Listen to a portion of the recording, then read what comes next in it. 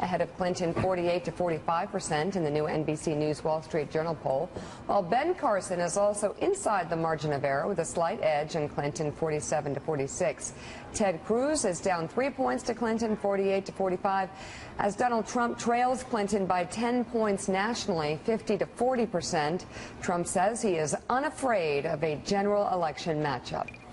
She's got no strength. She's got no stamina. Everything she does is like theatrical. Oh, Donald Trump said this. He actually, it's sort of interesting. She said, I watched her last night, Donald Trump, looks like she practices in front of a mirror for 2 hours. Donald Trump said, I think he's dangerous. I'm dangerous. She talks about me being dangerous. She's killed hundreds of thousands of people with her stupidity. What do you mean she's killed hundreds of thousands? She was Secretary of State. Obama was president. The team, right. Two real geniuses. Killed two real geniuses. Of course, look at what happened. The Middle East is a total disaster under her.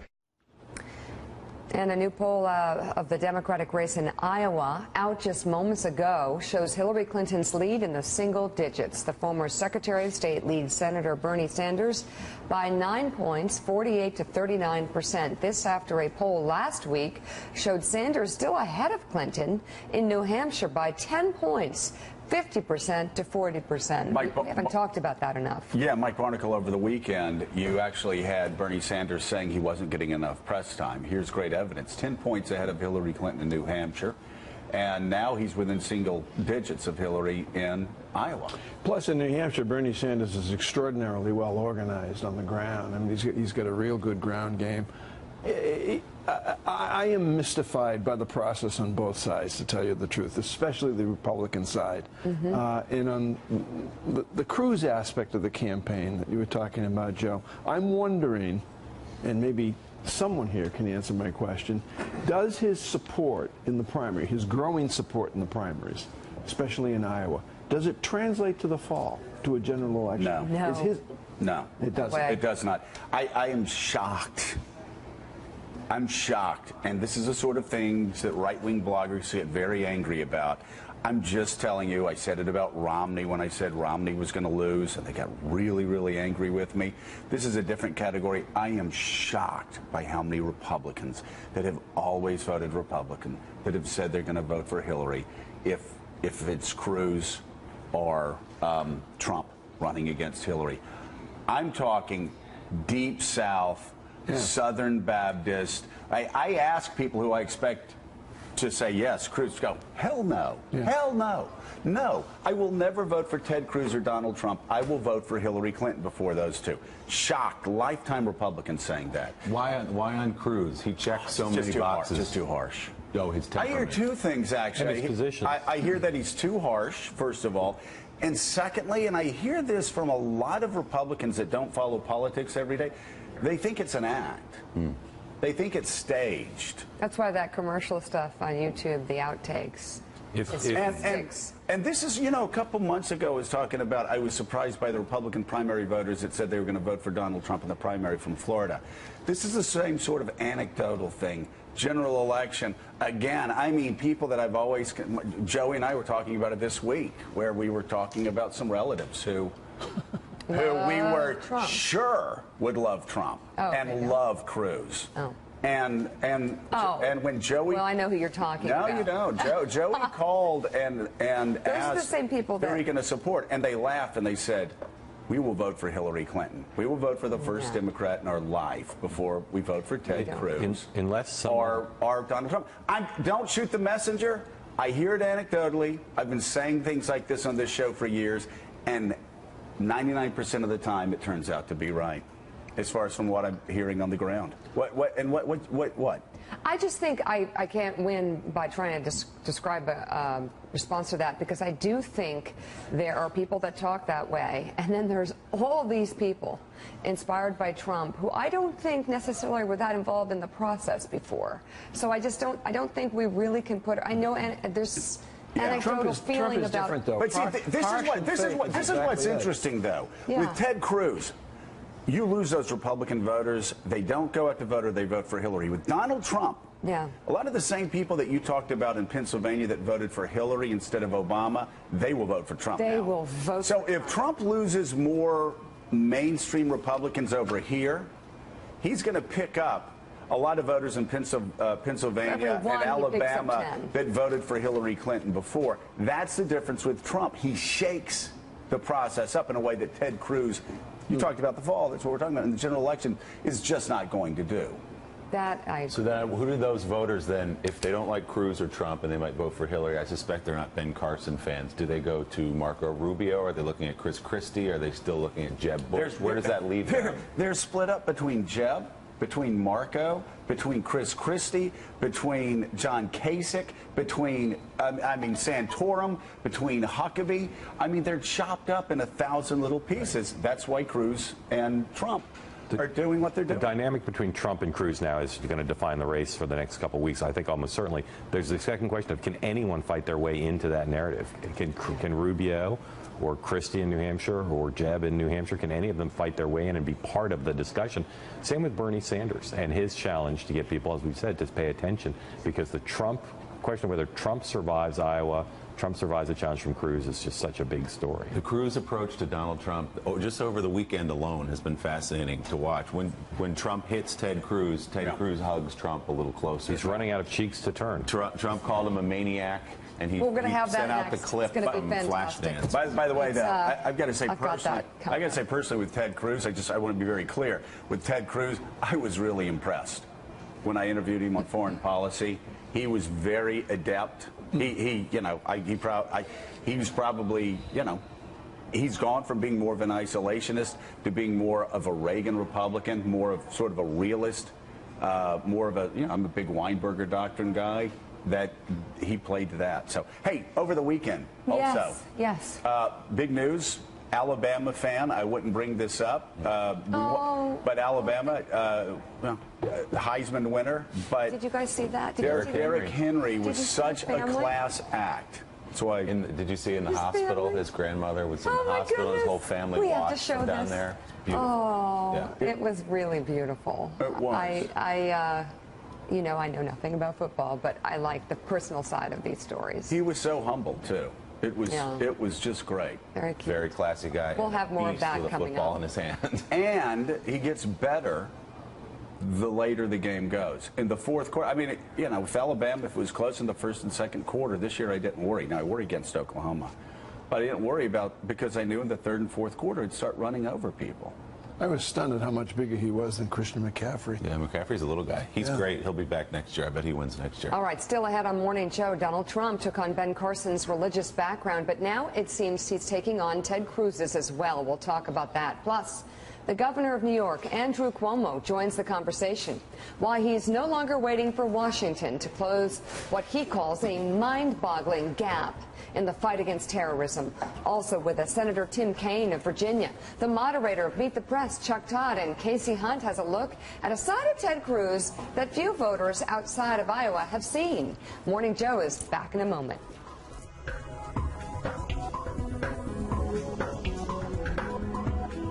Mark Alfred, busy Excellent, weekend. thank you. Yes, a lot of polls came out this weekend. A lot of polls came out. Nothing like a December holiday weekend filled with data. So have you noticed what's interesting about this? And we don't know what's going to happen. And we always say we don't know what's going to happen. But isn't it interesting? The same thing that happened when Carson went in first place in one state out of 49 states. Everybody pronounced the end of Donald Trump. Right. It's over, it's over, it's over. I'm now hearing the same thing. Cruz ahead in one state. And now suddenly it's the end of Donald Trump. It's pretty fascinating stuff. I mean, actually, if you're scoring at home, it's Cruz 1, Trump 49. Right.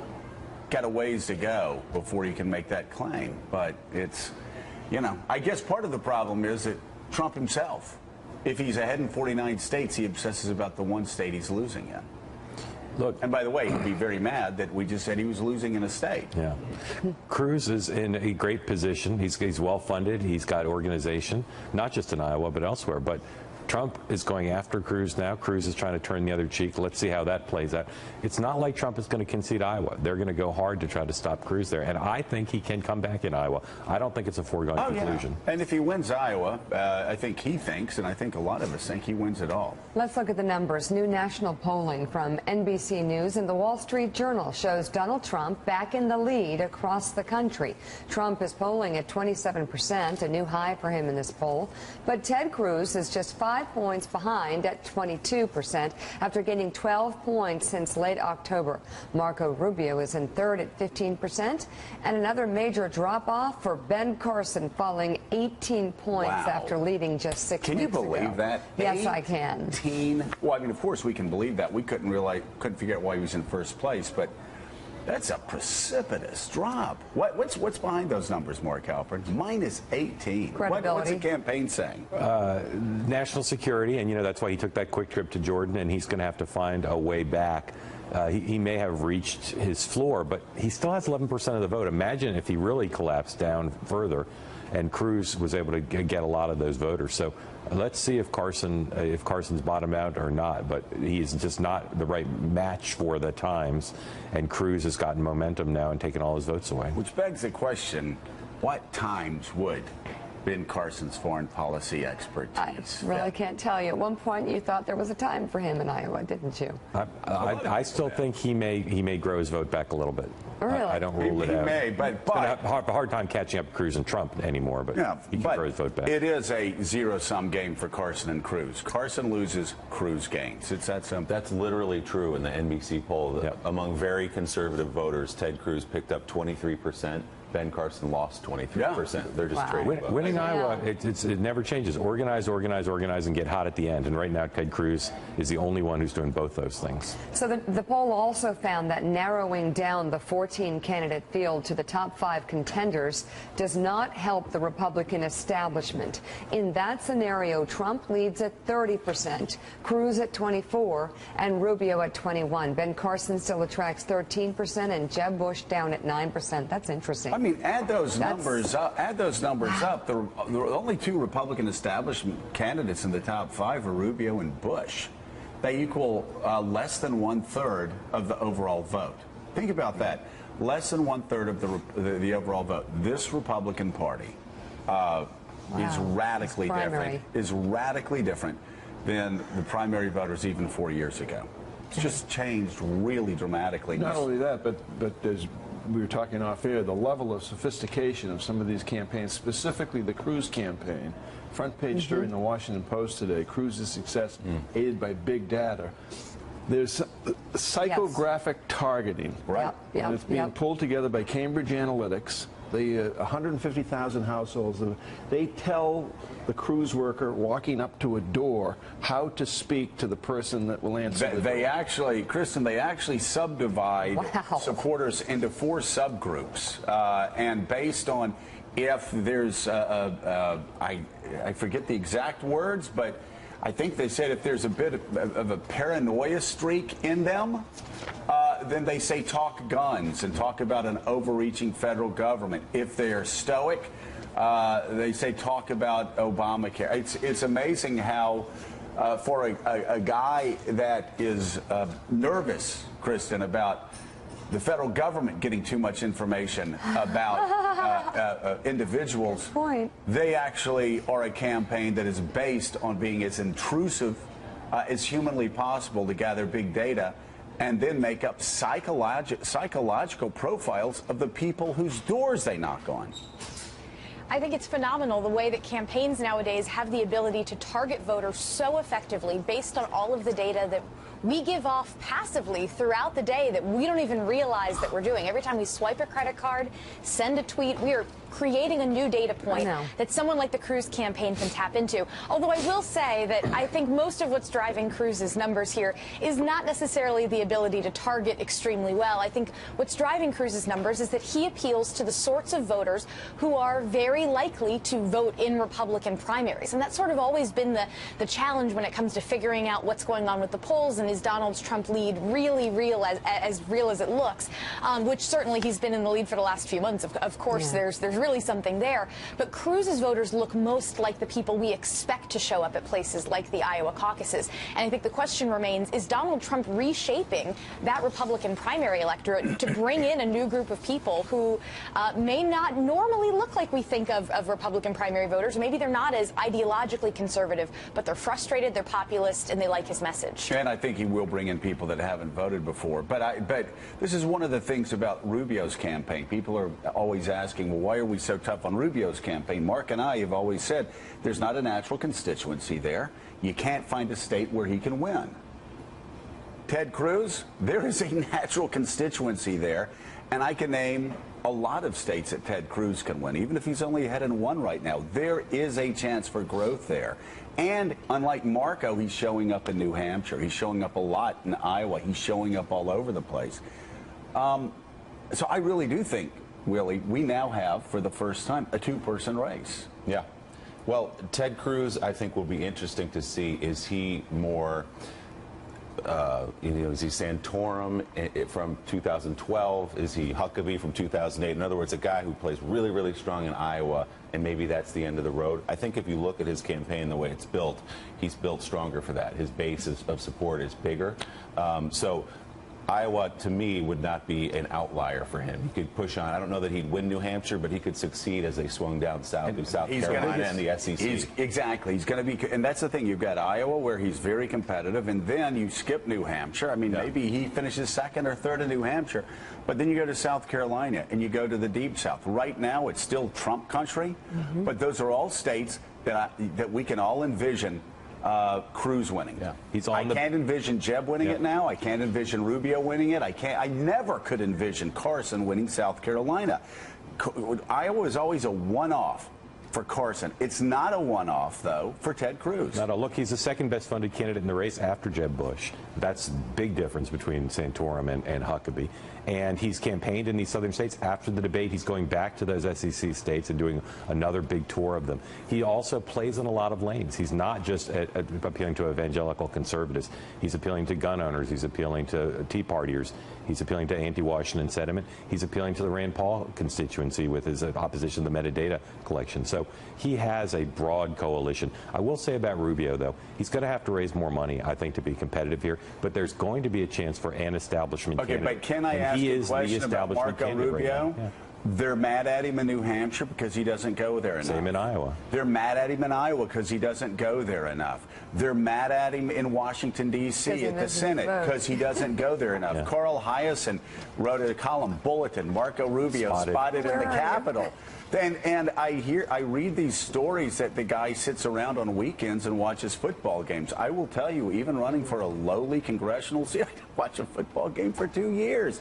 Like, if he's not in Iowa, and he's not in New Hampshire, and he's not in the Capitol, where is he? Let's get a low jack on him so we can track No, I'm dead serious. What is the mainstream media's argument, and the Republican establishment's argument, and this is all I've been saying from the very beginning. They called him the Republican savior before he even stepped foot in Washington. The question is, where is Marco? He is as well positioned to be the nominee as any of the establishment. I'm just asking, where is he? He's doing a little quickie tour of the early states after the debate as well. Look, I don't understand why he didn't make a bigger push in these early states, but he is as well positioned, better positioned than any establishment candidate right now to be the nominee. And the establishment leader has always been the nominee. What is Marco's strategy if they're mad at him in Iowa for not showing up and they're mad at him in New Hampshire for not showing up and he's not showing up to vote? What do they tell you they're doing? Top establishment finisher in Iowa. And then I mean their tactics. What are they doing? If he's not showing up in the early states, what's he doing? Well, he was on Meet the Press. Not peak too early. Go ahead, Kristen. Kristen, do you have an answer to this? And I'm not. People always say, "Why are you so tough on Marco?" I'm not tough on Marco. I don't even know Marco personally to be tough on him. I'm tough on the press who have been saying, first of all, that Donald Trump was going to collapse for 6 months and that Marco is the Republican savior when there is no evidence of that. The reason that I think Marco Rubio has a chance down the road to be very strong in these early states is because he doesn't draw his support just from one type of Republican voter. That he, when you take a look at favorable, unfavorable ratings of these candidates, folks like Jeb Bush and Chris Christie do very well among the moderates, but struggle among the more conservatives. Folks like Ted Cruz do very well among the very conservative, but struggle among the moderates. I think the belief of the establishment has always been that Marco Rubio could be the uniter, that he could be the consensus candidate that folks on the far right and in the middle could all come together and rally around. Now, that may be a flawed theory, but I think that's the theory behind why so many people believe he could be the one that ultimately emerges, because he's not a non-starter with any segment of the party, and that's sort of a big thing to go in with. You know, it's the opposite, Mika, of Ted Cruz, who is narrowing down, he's focusing, he's being disciplined. This is sort of a generalist argument. You know, he's an attractive guy. He could win. Yeah, well, parallels. The new polls out this morning show Hillary Clinton effectively tied with the